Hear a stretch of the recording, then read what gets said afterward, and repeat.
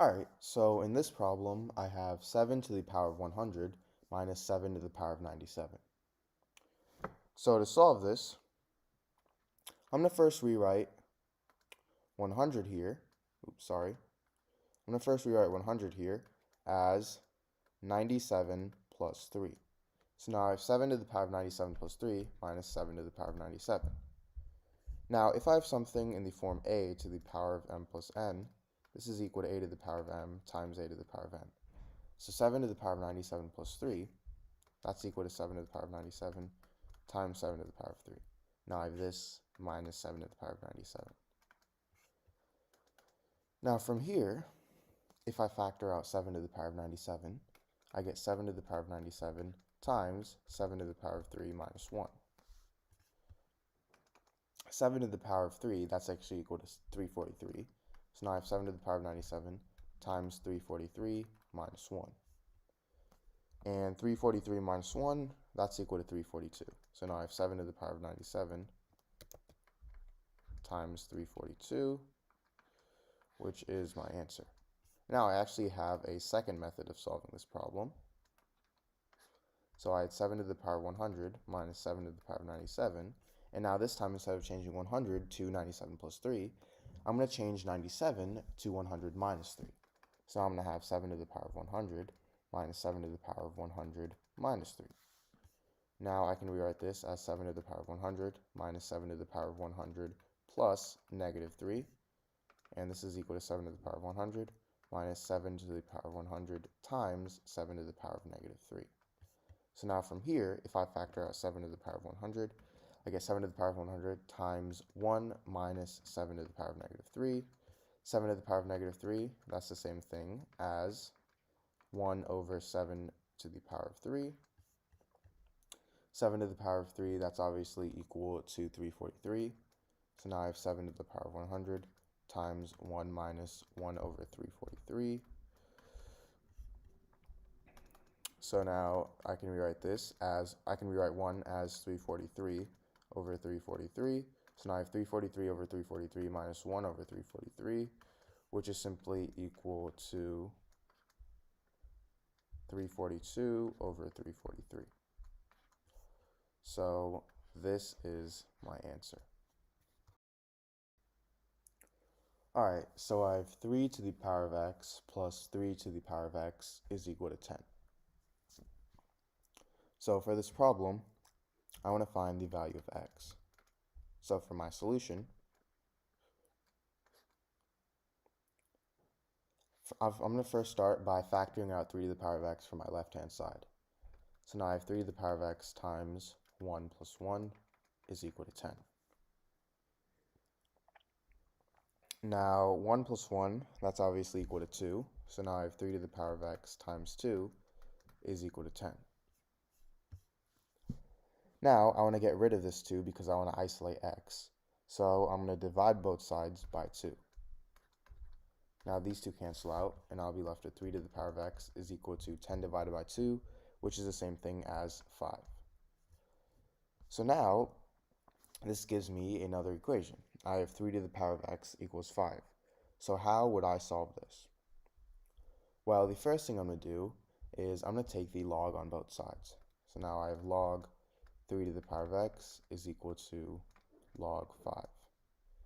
And if I have something in the form log a to the power of b, I can actually move this exponent b to the front. So this would equal b times log a.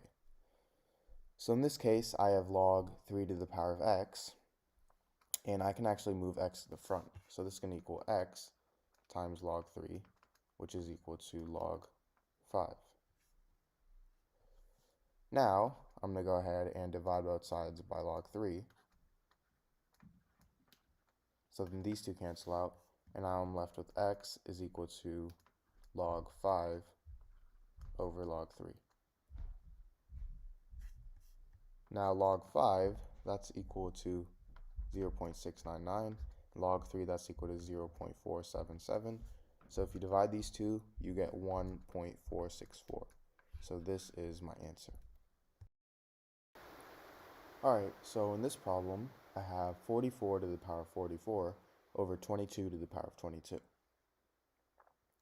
So now to start, 44 here, this is the same thing as 22 plus 22. So now this is equal to 44 to the power of 22 plus 22 over 22 to the power of 22.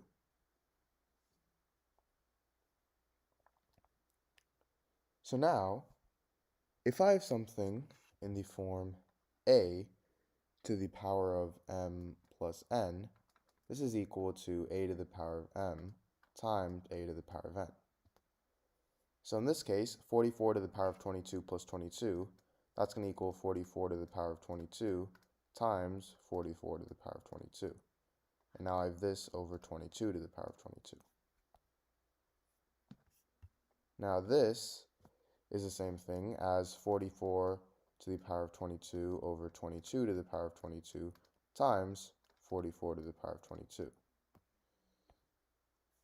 And now, if I have something in the form a to the power of m over b to the power of m, this is equal to a over b to the power of m. So in this case, 44 to the power of 22 over 22 to the power of 22, that's going to equal 44 over 22 to the power of 22. And now I have this times 44 to the power of 22. Now 44 over 22, that's simply equal to 2. So now I have 2 to the power of 22 times 44 to the power of 22.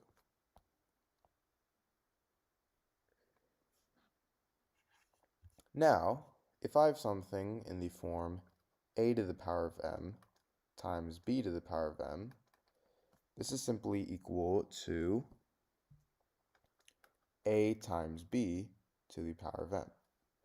So in this case, we have 2 to the power of 22 times 44 to the power of 22. And we can think of a here as 2, b as 44, and m as 22. So we want to put this in the form a times b to the power of m. So we know that a is 2, b is 44, and m is 22. So this is going to equal a times b, so 2 times 44 to the power of m, which is 22. Now, 2 times 44, that's simply equal to 88. So now I have 88 to the power of 22. So this is my answer.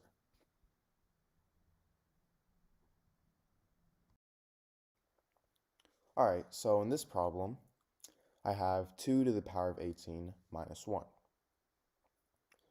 So to start, 2 to the power of 18, well, 18 here is the same thing as 9 times 2. So I have 2 to the power of 9 times 2 minus 1. Now, if I have something in the form a to the power of m times n, this is the same thing as a to the power of m to the power of n. So 2 to the power of 9 times 2, that's going to equal 2 to the power of 9 to the power of 2. Now I have that minus 1.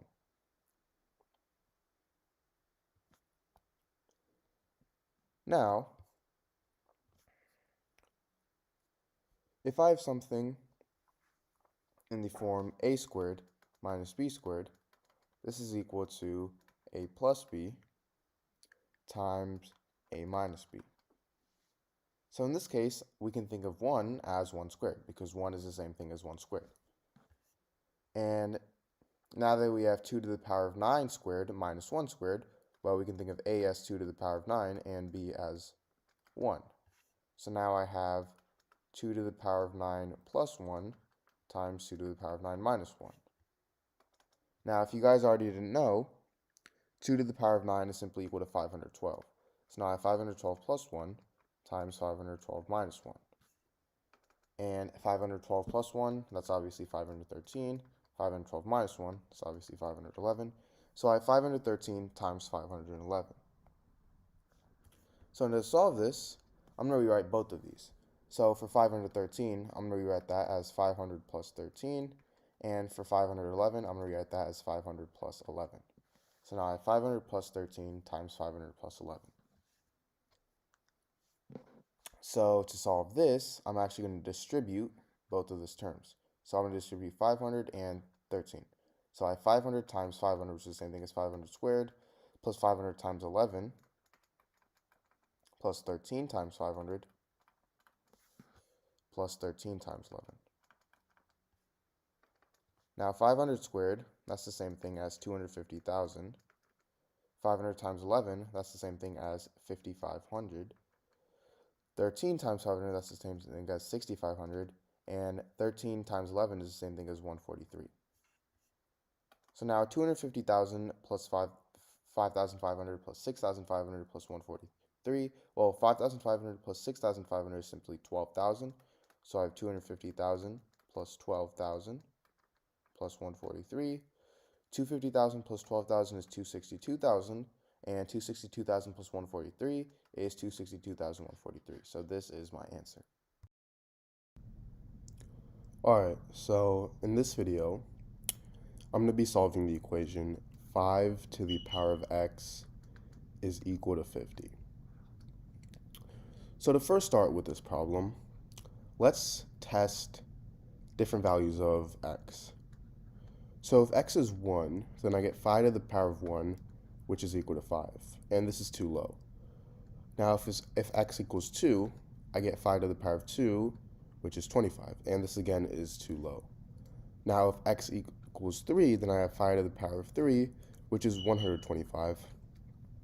And this is way too high. So we know that the value of x is going to be somewhere in between 2 and 3, meaning it's going to be a decimal. So how are we going to find the exact value of x? Well, to start, we're going to be using logarithms. So I'm going to take the log on both sides, so I get log 5 to the power of x is equal to log 50. And the reason I'm doing this is because logarithms come with a special property that state that if I have something in the form log a to the power of b, I can actually move the exponent b to the front, so this turns into b times log a. So in this case, I have log 5 to the power of x, and we can think of x as b, and I can move this x to the front, so now I get x times log 5 is equal to log 50. And now remember, we want to find the value of x, so all we have to do that is to get rid of this log 5 by dividing both sides by log 5. So now these two cancel out, and I get x is equal to log 50 over log 5. And now let's simplify this a little to get the exact decimal value.